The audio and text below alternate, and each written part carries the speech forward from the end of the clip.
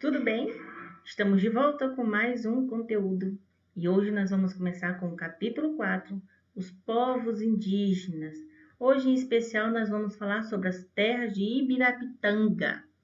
Essa é a turma do 7º ano com Geografia e eu sou a professora Josi Fernandes. Vamos começar? Vem comigo! Bom, na página 98 do livro de vocês, nós vamos falar sobre o indígena brasileiro.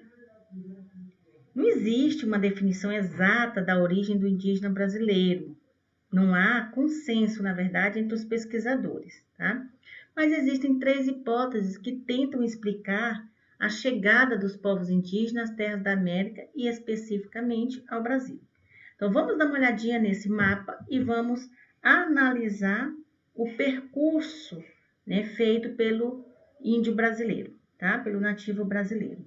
Bom, a hipótese mais aceita pela comunidade científica internacional é a de que os primeiros seres humanos que chegaram aqui eram pequenos grupos de caçadores e coletores nômades originários do continente asiático e que de lá se deslocaram em busca da caça atravessando o Estreito de Bering, né? Então eles saíam da Ásia, esses caçadores e coletores que eram nômades, ficavam vagando, atravessaram o Estreito de Bering, né?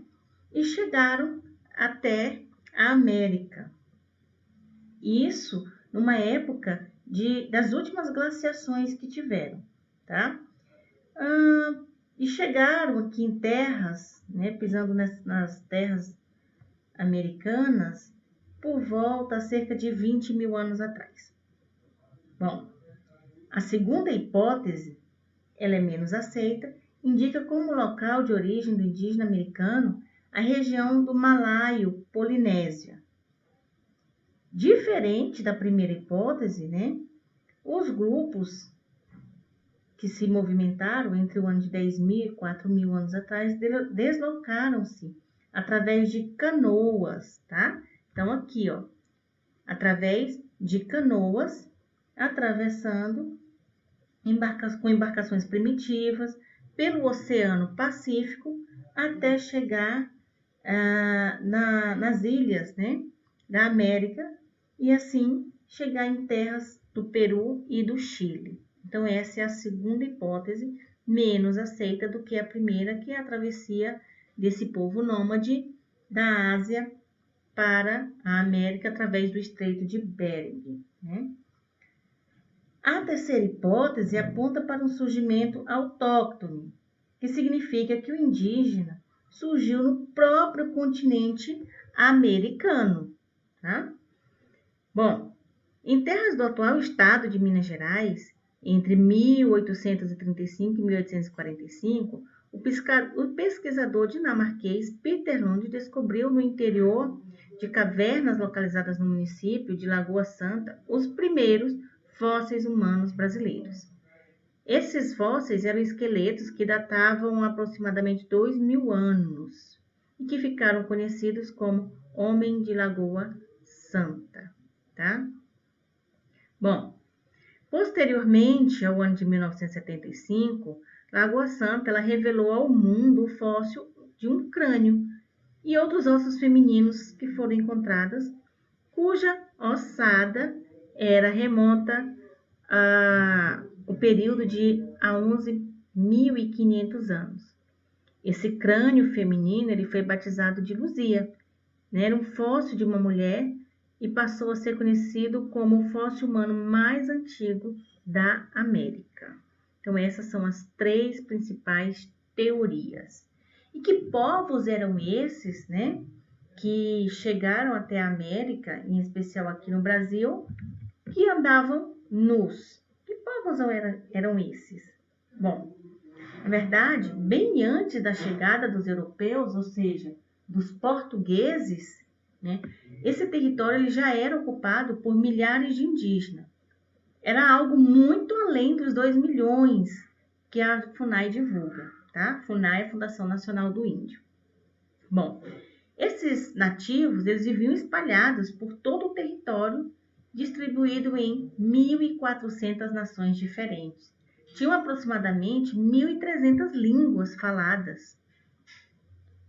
E os portugueses, quando chegaram aqui, tanto na América quanto no Brasil, né, em especial no Brasil, que nós estamos falando dos indígenas brasileiros, eles ficaram maravilhados com os nativos, com as características, né, a forma de se pintar, de andarem nus, com hábitos muito excêntricos, né, de uma grande riqueza de crenças, os costumes, os hábitos alimentares que esses nativos tinham, as vestimentas e a própria organização social entre eles, né? E as lendas que eles contavam, a forma da a arquitetura deles, né, que era em forma de ocas, e tudo isso chamava muito a atenção desses portugueses. A forma primitiva como eles vivia da caça, da pesca, da agricultura, né, domesticava alguns animais de pequeno porte, e a própria relação que se tinha entre os indígenas, né, as regras sociais que eles tinham, a forma política e religiosa que eles tinham, né?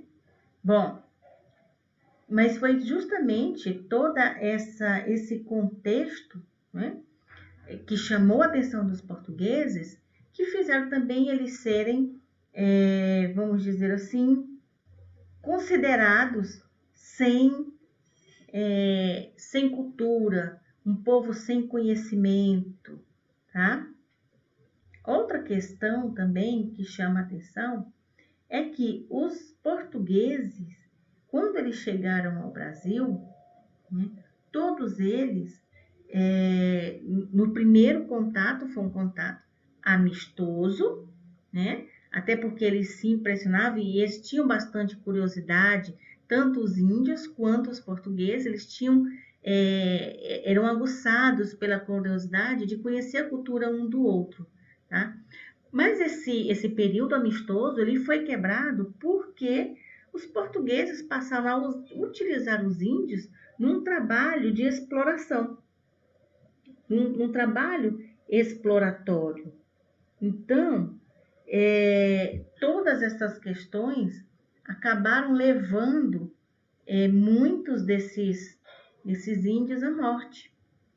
E o próprio contato entre esses índios fizeram com que muitos deles fossem mortos por doenças trazidas pelos portugueses.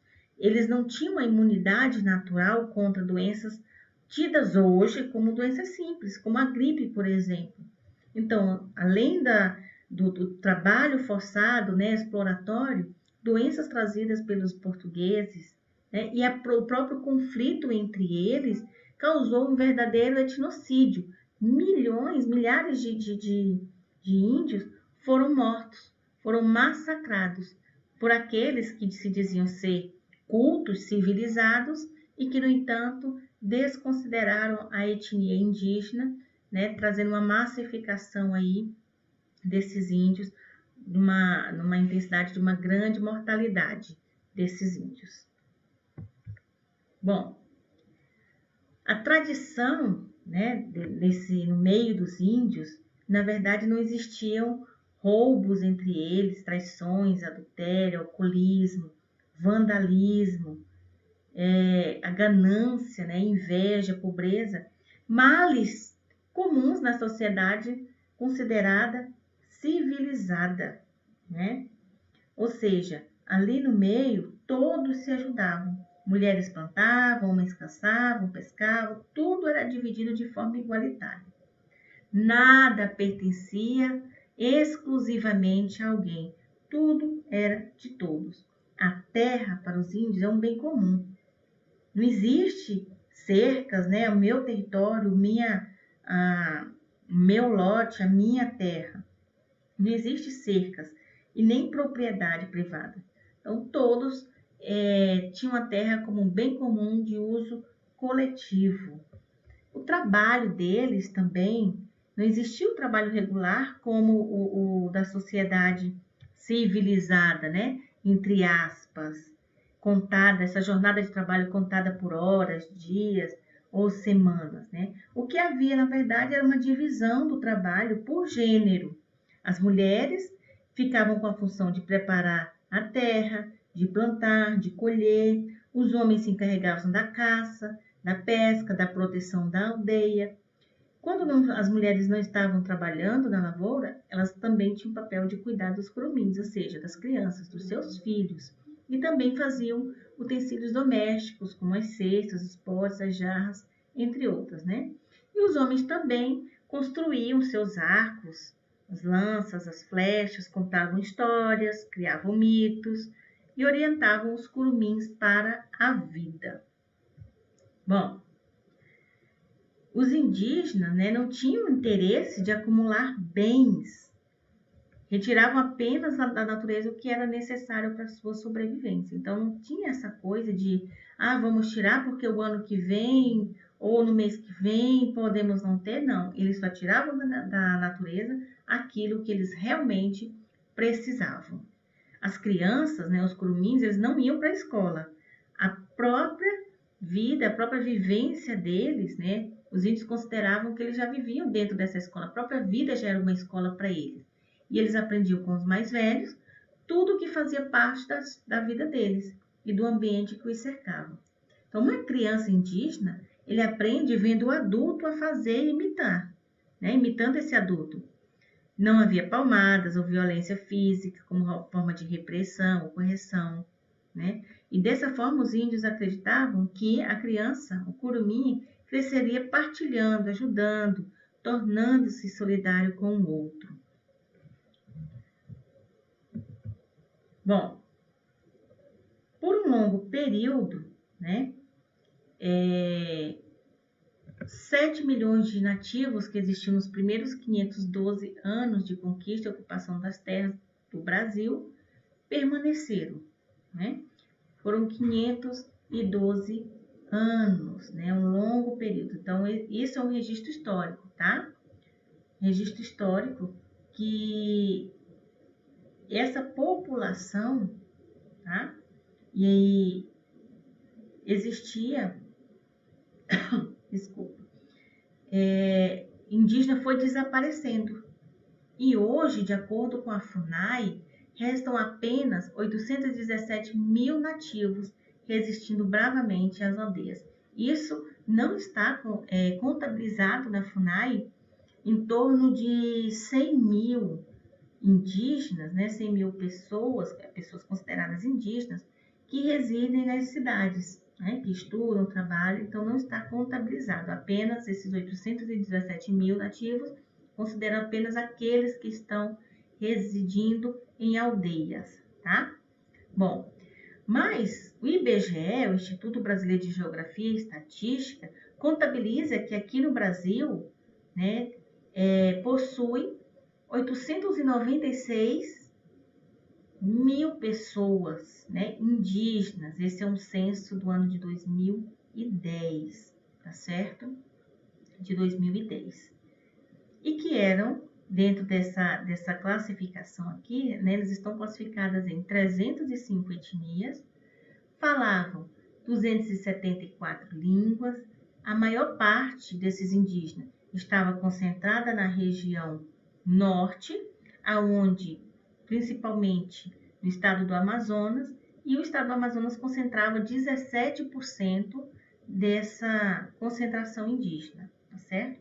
E atualmente nós temos os índios ticunas, representando 6,8% da população indígena, a maior, certo? Atualmente. Então, os ticunas são os maiores representantes indígenas no Brasil, com 6,8%.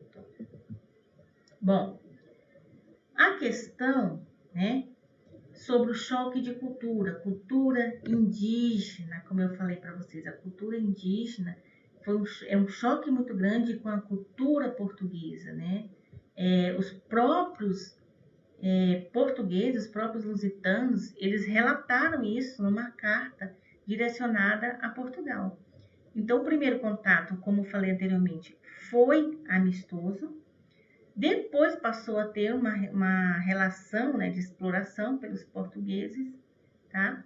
Onde muitos deles foram dizimados, como eu relatei anteriormente, através de armas de fogo, através de doenças e outros hábitos como o alcoolismo, né, que foi inserido dentro dessa cultura indígena, ou seja, é um povo que sofreu um aculturamento, tá?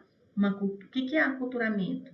Quando uma cultura é inserida dentro de outra cultura. Foi o que os portugueses fizeram, pegaram a cultura portuguesa e inseriu dentro da cultura indígena, tá certo? Então, foi um choque de cultura muito grande. Apesar do primeiro contato amistoso, também deixou os portugueses e os indígenas espantados, tá?